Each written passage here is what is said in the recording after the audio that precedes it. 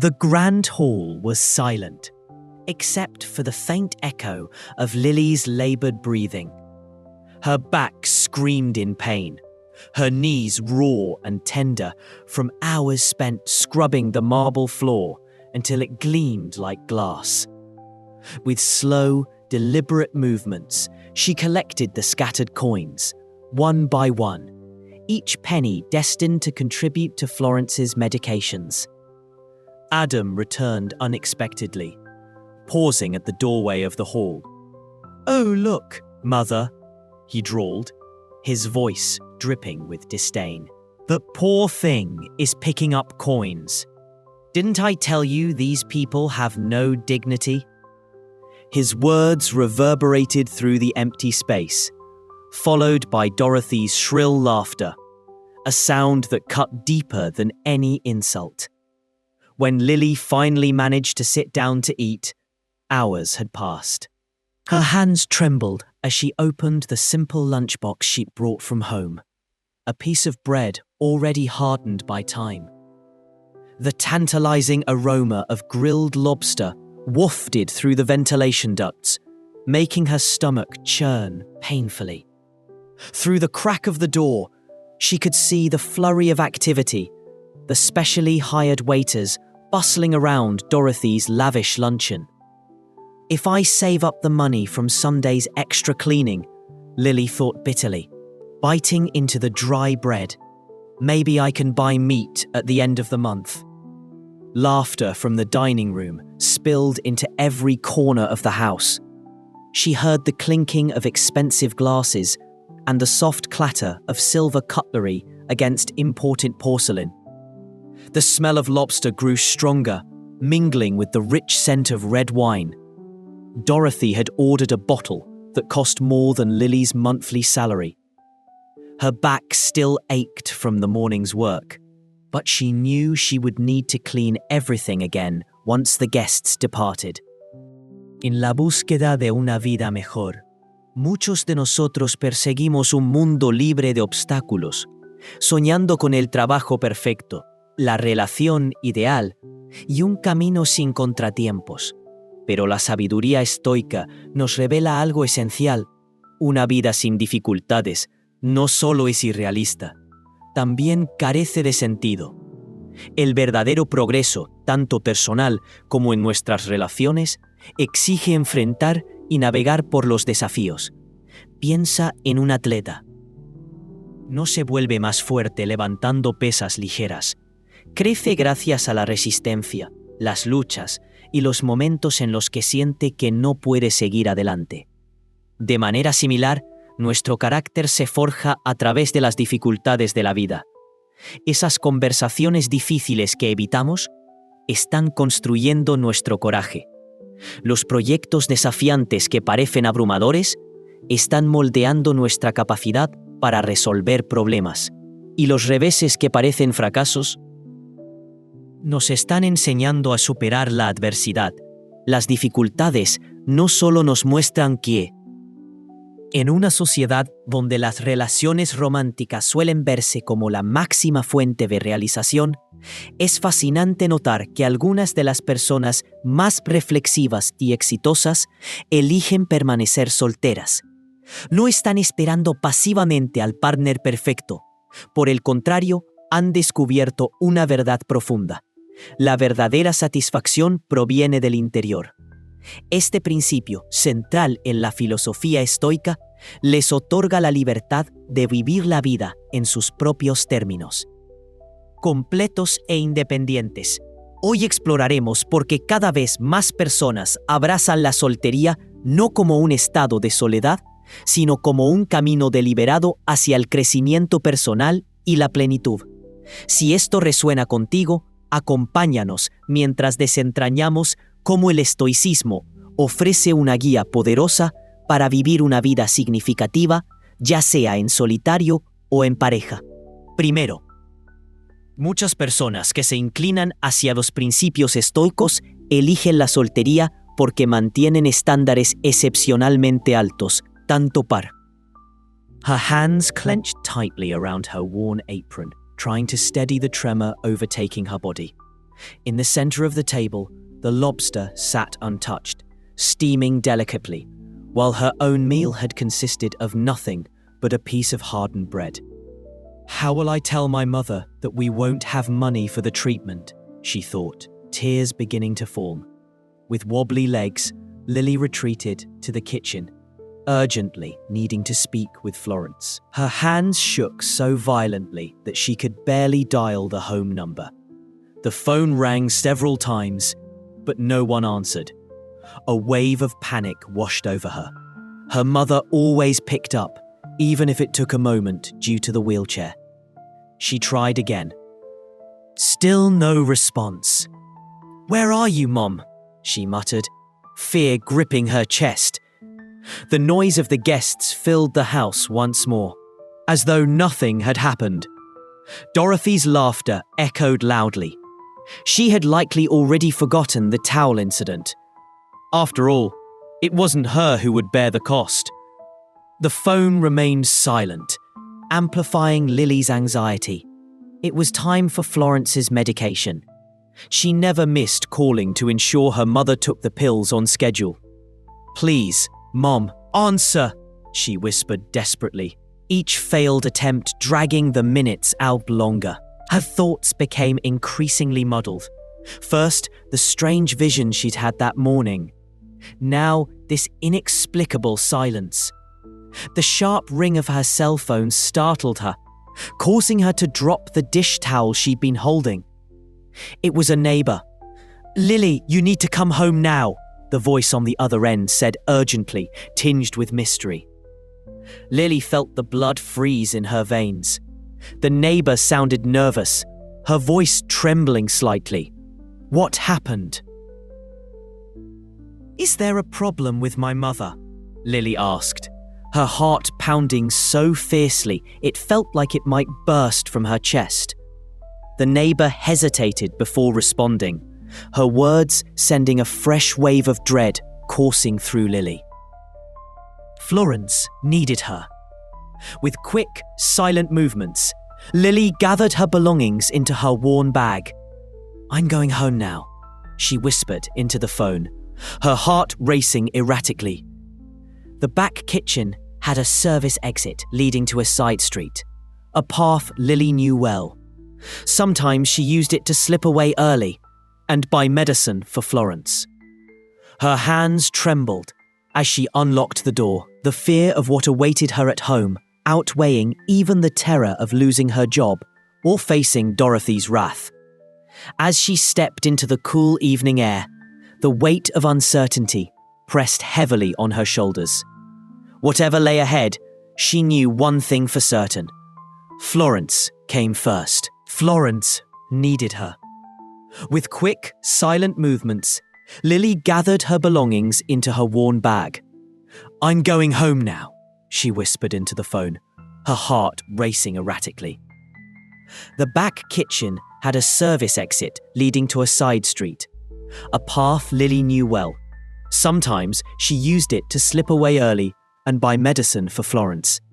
Her hands trembled as she unlocked the door, the fear of what awaited her at home outweighing even the terror of losing her job or facing Dorothy's wrath. As she stepped into the cool evening air, the weight of uncertainty pressed heavily on her shoulders. Whatever lay ahead, she knew one thing for certain. Florence came first.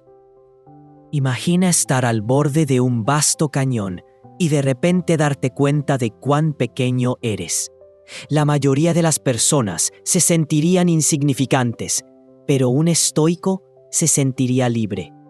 Marco no está menospreciando nuestra existencia. Nos recuerda que debemos despertar a la realidad de que la vida es corta.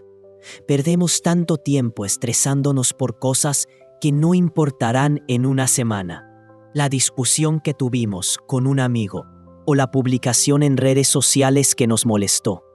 Marco diría, no desperdicies tu tiempo en estas preocupaciones pasajeras. También nos está retando a dejar de posponer la felicidad. ¿Cuántas veces pensamos, seré feliz cuando consiga ese ascenso o me relajaré cuando este proyecto termine? Marco nos insta a apoderarnos de la felicidad ahora, en el presente, porque cada momento es una preciosa oportunidad para vivir con propósito y significado. Recuerda, esta sabiduría proviene de un hombre que lideraba un imperio enfrentando guerras, plagas e intrigas políticas. The day had been merciless. 3 houses, all sprawling and immaculate, demanding nothing less than perfection. By the time Lily finally dragged herself home, her body felt like it was made of lead. Each movement a protest from muscles that begged for mercy. Her mind swirled in a thick fog, exhaustion pressing down on her like an invisible weight. "I think I'm going crazy, Mom," she confessed, sinking into a chair. Her voice was heavy with fatigue. "I'm seeing things. Things that aren't even there." Florence, her mother, reached out with a wrinkled hand, her eyes shimmering with worry. Despite being confined to a wheelchair since the accident years ago, Florence still carried an aura of quiet strength, a resilience Lily had always admired. The old fan above them whirred lazily, its blades slicing through the humid air and casting flickering shadows across the room. Shadows that danced just enough to confuse an already weary mind. "You need rest, my flower," Florence said softly, her voice trembling slightly. "You're killing yourself working like this." The clock struck 5 as Lily collapsed onto the seat beside her mother. The late afternoon sun poured through the kitchen window, painting golden streaks over everything it touched. Metallic objects caught the light, creating deceptive reflections that played tricks on her tired eyes. Maybe it was these fleeting illusions that had unsettled her so much today. Florence shifted in her wheelchair, adjusting the old apron tied around her waist. "What you need is a nice hot bath and a full night's sleep," she suggested, running her fingers tenderly through Lily's hair. Lily closed her eyes for a moment, letting herself be enveloped by her mother's touch. The familiar scent of lavender soap brought back memories of simpler times, when Florence would hum while cooking dinner, moving gracefully around their small home. Now her mother could barely move without assistance, and guilt gnawed at Lily for ever imagining otherwise. "Forgive me, Mother," Lily murmured, tears welling up in her eyes. "I think the tiredness is making me delirious." A gentle breeze drifted in through the open window, swaying the floral curtains Florence loved so dearly. Lily watched the hypnotic motion of the fabric, her thoughts drifting to how much life had changed in the past 5 years. The accident hadn't only transformed Florence's life, but hers too. The endless workdays, the sleepless nights, all sacrifices made to ensure her mother received the best care possible. "Sometimes I wonder if I'm being a good daughter," Lily said aloud, her voice barely above a whisper. "If I'm doing enough." Florence gripped her daughter's hand tightly, her gaze conveying more love than words ever could. But the tender moment was interrupted by a sudden jolt of the wheelchair, causing Florence's apron to shift. A piece of paper slipped silently from her pocket and fluttered to the floor. Still drowsy, Lily automatically picked it up, barely glancing at it. "Must be an old bill," she muttered, folding it absent-mindedly and placing it on the table. Fatigue was winning the battle. Her eyelids grew heavier with every passing second. Florence continued to stroke her daughter's hair, murmuring soothing words as she used to do when Lily was a child. The paper lay forgotten on the table as Lily fought and lost the fight to stay awake. "Come on, my flower," Florence urged gently. "You need to lie down. Tomorrow will be a new day." Her voice blended with the soft hum of the fan as Lily forced herself to stand, her legs protesting after another grueling day. As she stumbled toward her room, The paper caught her eye briefly. It looked too crisp to be an old bill, but her vision blurred and her mind refused to focus any longer. "I'll look at it tomorrow," she mumbled, collapsing onto her bed. In the kitchen, Florence waited until she heard the soft click of Lily's bedroom door closing. With surprising speed, she retrieved the paper from the table, tucking it away where her daughter wouldn't find it. That had been close. She exhaled slowly, relief washing over her face. "Sleep well, my sweet and naive Lily," Florence whispered, a sly smile curving her lips. "Keep believing your mummy is a poor invalid. You're as easy to deceive now as you were when you were a child." Her low, controlled laughter echoed softly in the empty kitchen, mingling with the shadows cast by the fading daylight. The next morning, Lily knelt on the cold marble floor of Dorothy's mansion. Her hands raw and sore from hours of scrubbing. The grand hall gleamed like glass under the sunlight streaming through the towering French windows. Séneca, con su sabiduría característica, afirmó una vez: "La vida, si se vive bien, es lo suficientemente larga." Tómate un momento para reflexionar profundamente sobre eso. Todos estamos en este extraordinario viaje llamado vida, lleno de infinitas posibilidades y el constante impulso de vivir con propósito, profundidad y significado. Pero aquí está la pregunta crucial. ¿Qué significa realmente vivir bien? Imagina por un momento que estás caminando por un sendero que no solo ilumina tu camino, sino que también te empodera. Visualiza cómo cada instante, cada desafío y cada experiencia se convierte en una fuente rica de sabiduría. Esto es exactamente lo que el estoicismo ofrece, una filosofía antigua centrada en la resiliencia, la claridad mental y la profunda paz que surge al dominar el arte de vivir. Hoy exploraremos 10 estrategias estoicas poderosas que pueden transformar tu perspectiva del mundo, cómo interactúas con él y cómo navegas por los altibajos de la existencia. Si estás. In today's fast-paced world, how can we embrace the practice of lifelong learning? It begins with curiosity, a deep, unrelenting curiosity that propels us to explore, ask questions, and seek fresh perspectives. But curiosity alone isn't enough. It must be paired with intentionality. Carve out time for reflection. Immerse yourself in meaningful reading, and engage in enriching conversations. Lifelong learning isn't confined to classrooms or textbooks. It's a way of life, an empowering mindset that transforms how we navigate the world.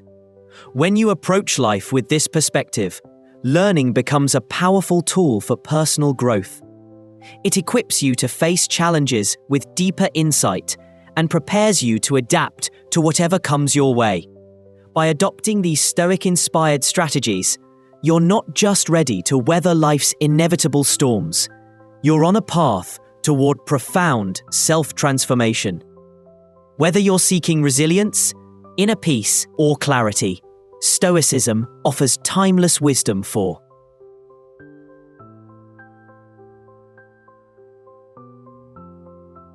Her legs wobbled beneath her, barely holding her upright. How would she afford Florence's medication now? The phone slipped from her trembling hand, hitting the floor with a dull thud. She didn't even reach down to pick it up. Her body was too heavy with despair. Dorothy's words echoed in her ears, blending with the impossible image that haunted her thoughts. The vision of Florence walking. How will I tell my mother I lost my job? Lily thought, staggering toward the exit. The afternoon sun outside seemed dimmer, its warmth stolen by the chill of dread settling over her. Standing on the sidewalk, she glanced back through the glass doors. There was no sign of Florence, only her own devastated reflection staring back at her. The hot wind tousled her hair as she stood paralyzed between the gym and the street, unsure of what came next. When Lily finally dragged herself home, the small apartment was cloaked in shadows. Her body ached from the day's exhaustion, but her mind raced with the impossible vision she'd seen at the gym. The sweat-stained uniform clung uncomfortably to her skin as she turned the key in the lock, careful not to make a sound. If Florence was sleeping, she didn't want to wake her. She needed a moment alone to untangle the chaos in her head. It must have been someone who looked like her, Lily whispered to herself, grasping for logic amidst the confusion. But the silence in the hallway only deepened, oppressive and unyielding. Shadows danced eerily across the walls, cast by faint light filtering in from the living room window. Every creak of the old building made her heart leap. Then she heard it. Clear and distinct footsteps coming from the hallway leading to the bedrooms. "Is someone here?" Lily called out, her voice trembling in the dark. The footsteps stopped abruptly. Cold sweat trickled down her spine as she fumbled along the wall for the light switch. Her hands shook so violently it took several seconds to find it. When the light flickered on, the hallway was empty. Only the distant hum of the neighbor's fan broke the oppressive quiet. "I'm getting paranoid," she muttered, trying to steady her breathing. With hesitant steps, Lily moved toward Florence's room. The door was slightly ajar, a sliver of darkness spilling into the corridor. Pushing it open slowly, the soft creak sounded deafening in the tense stillness. Inside, Florence sat motionless in her wheelchair, deeply asleep, just as she should be. The crocheted blanket covered her legs, her hands resting peacefully in her lap. "How could she be at the academy if she's here?" Lily whispered, shaking her head.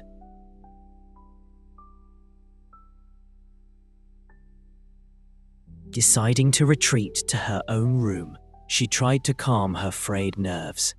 But every shadow seemed alive, every noise amplified tenfold. That's when it happened. Her bare foot stepped into something wet and cold. Lily froze, her blood turning to ice. Looking down, she saw them. Wet footprints, clear and unmistakable, trailing across the dark floor. They led from the living room straight to Florence's room. But how? Lily stammered, her whole body trembling. "She can't walk, and no one comes in here." Frantically searching for the light switch again, her fingers slick with cold sweat, she finally illuminated the hallway. The fluorescent bulb flickered agonizingly before casting harsh light over the scene. But the footprints were gone. The floor was completely dry, as though nothing had ever disturbed it. Lily knelt, running her hand over the spot where the prints had been moments before. "I'm going crazy," she murmured, pressing her palms against her temples. First the vision at the gym, and now this. The neighbor's fan droned on, monotonous and indifferent. Yet now, Lily swore she heard something else, a muffled sound coming from Florence's room. It was faint, almost imperceptible, like fabric shifting or a limb being moved. Her leg quivered as she forced herself to stand, eyes locked on the half-open bedroom door. The hallway stretched endlessly before her, each step an eternity of fear and doubt. "Mom?" she called softly, her voice swallowed by the thick silence. Through the crack in the doorway, she could see part of Florence's wheelchair, still in its usual position. But something was different. The crocheted blanket which had covered her mother's legs earlier, now lay crumpled on the floor.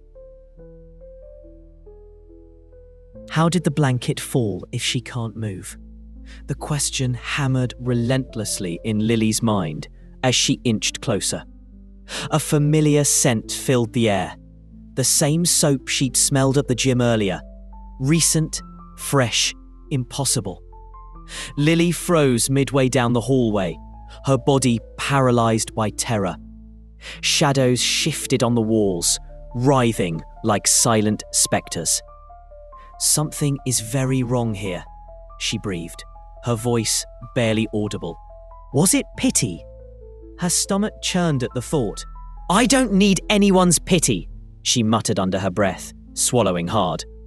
On the 8th day, Florence felt a shift. Her legs seemed heavier as she paced the room, using the moments of solitude to stretch them discreetly. When she finally faced the bathroom mirror again, the woman staring back was almost unrecognizable. Gone was the elegant dancer who had once commanded ballrooms. Gone was the cunning mother who had orchestrated her daughter's life with precision.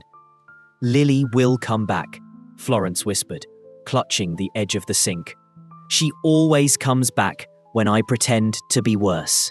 But before she could finish the thought, a searing pain shot through her head. She gripped the sink tightly as the world began to spin, the harsh fluorescent lights piercing her vision. Desperately, she tried to call for help, but her voice caught in her throat. Her legs trembled violently, then gave out entirely. With a sickening thud, she collapsed onto the cold bathroom floor, her body convulsing as agony radiated through her skull. The sounds escaping her lips were guttural, unrecognizable, not the authoritative tone she'd wielded over Lily for years, but something far more primal. A nurse rushed in, alerted by the noise of the fall. Florence's world dissolved into a blur of lights, voices, and unbearable pain. And now, here she was, truly trapped. "What have I done?" she sobbed, staring at her reflection. "Oh God, what have I done to my daughter?" The hospital room, once suffocating in its solitude, now felt like a prison. Florence could no longer sneak off to dance when no one was watching, no longer fake weakness to elicit sympathy. Her legs, once so agile in secret waltzes, were now dead weight beneath the white sheets. Memories of her glory days in the ballroom flooded her mind. Every twirl, every champagne toast, every laugh shared at Lily's expense.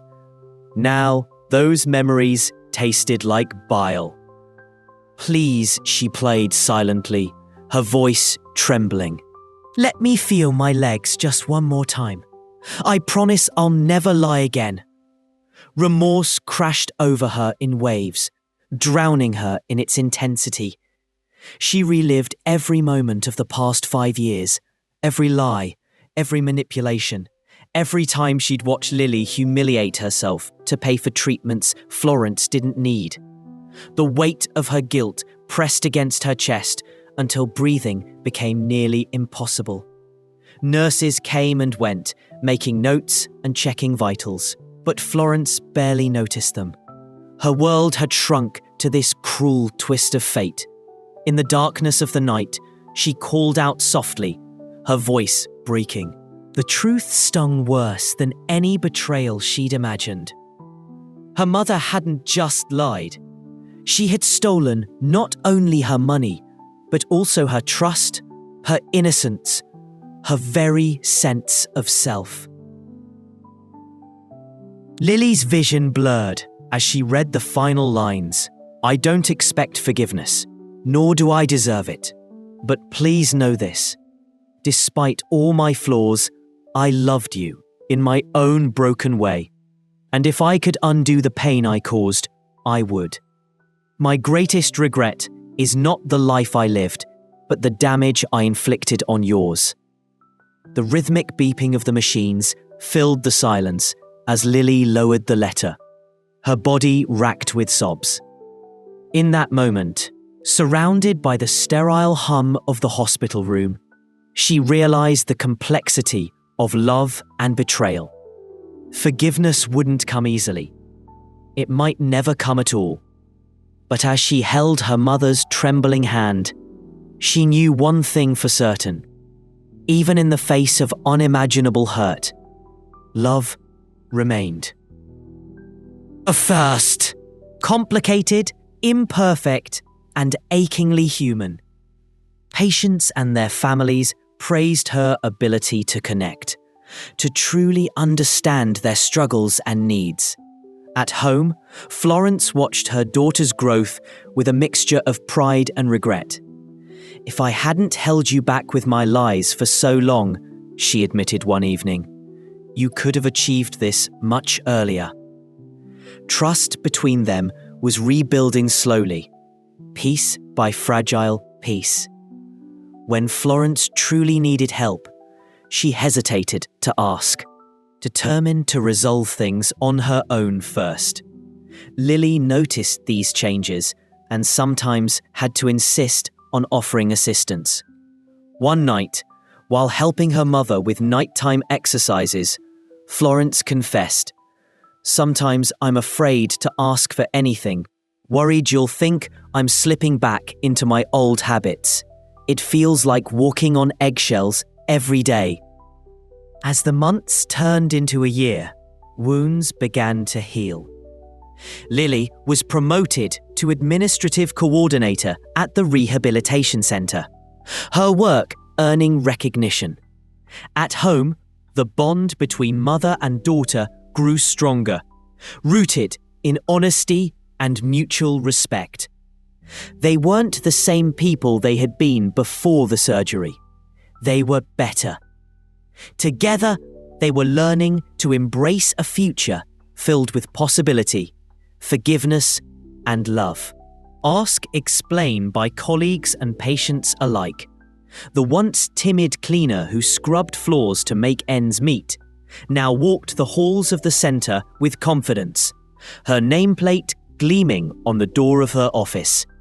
Yet, despite her professional success, Lily's greatest triumph was unfolding quietly at home. A fragile but blossoming relationship with Florence. Florence, too, had transformed in ways neither of them could have imagined a year prior.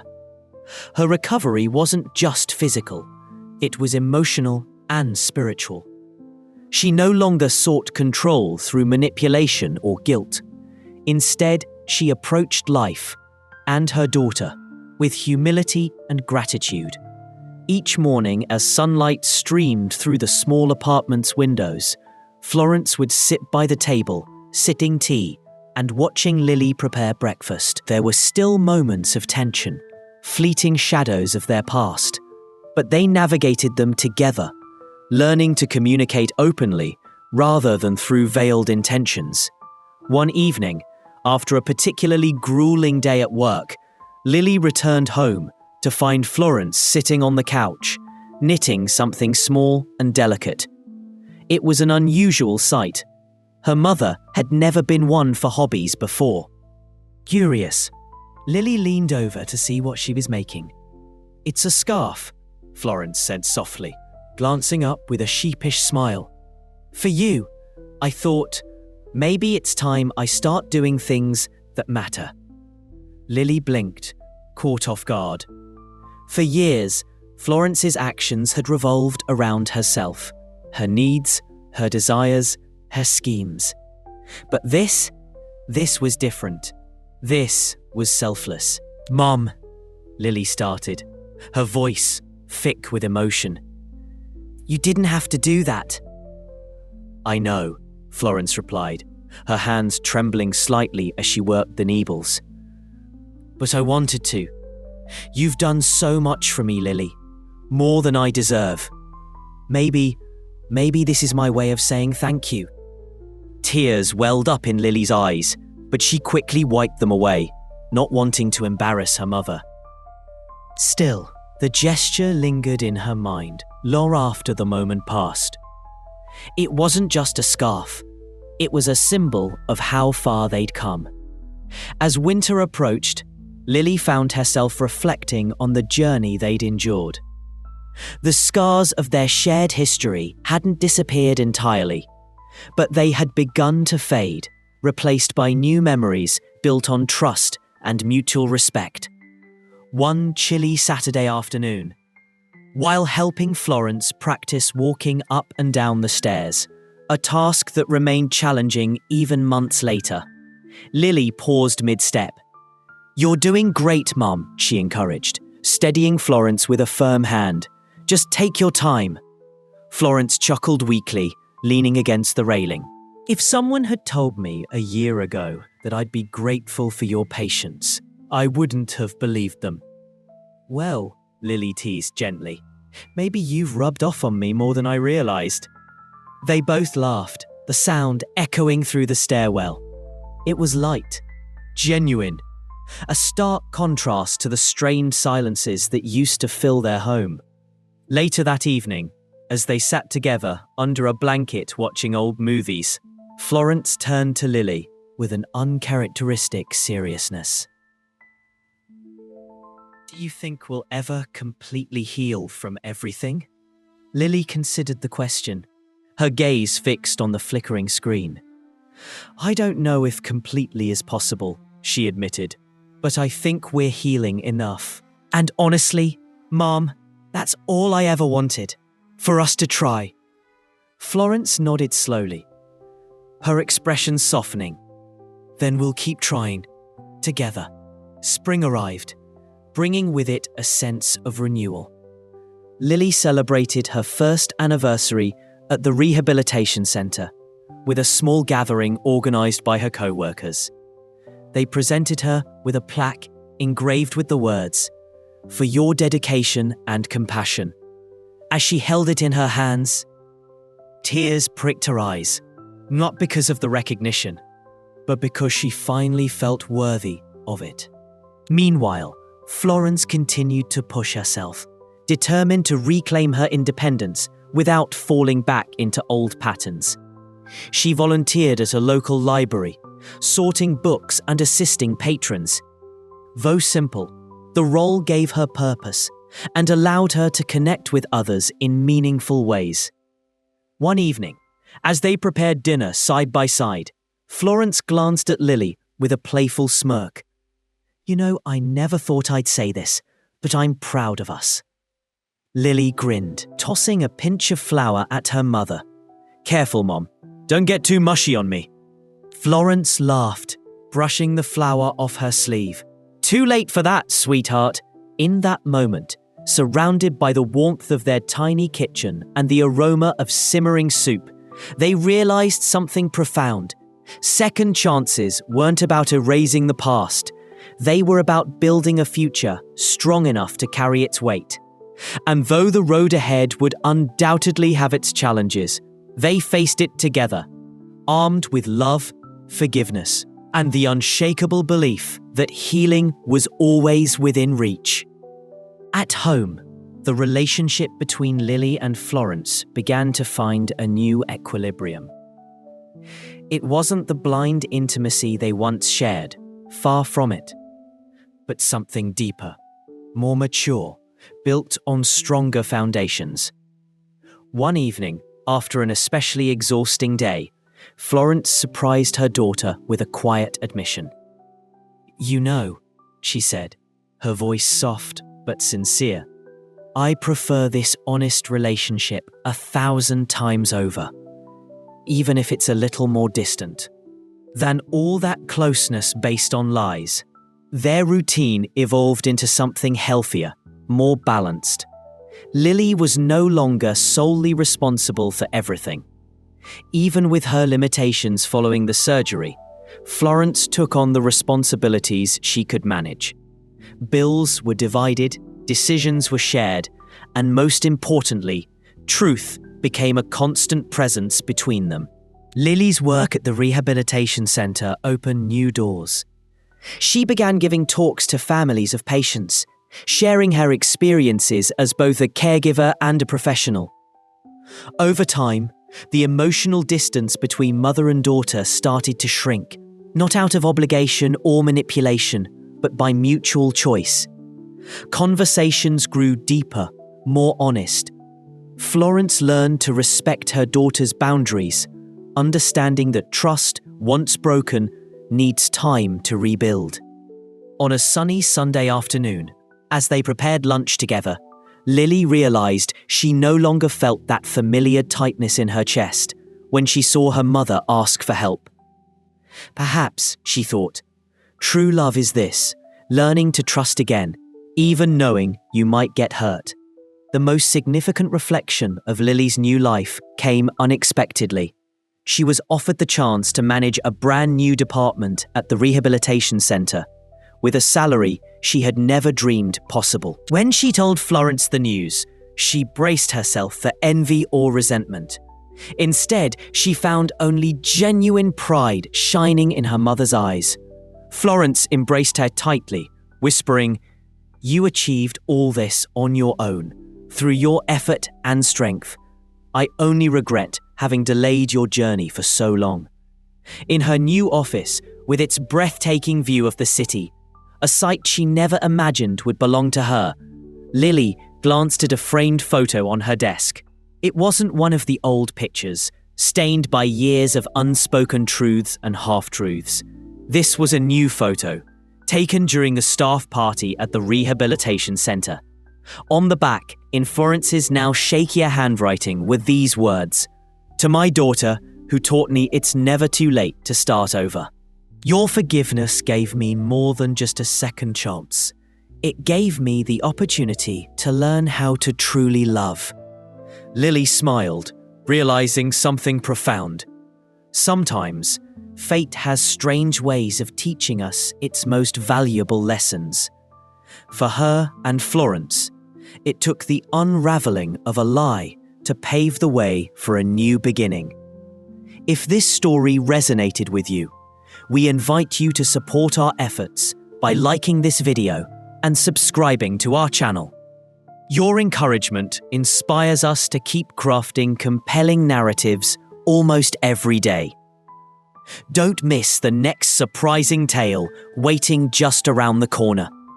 We're thrilled to have you here with us. Now, feel free to explore the links appearing on your screen. We've curated a special selection of stories guaranteed to entertain and inspire. See you there. Ask, explain. At home, the relationship between Florence and her daughter began to find a new equilibrium. It was no longer the blind intimacy of before.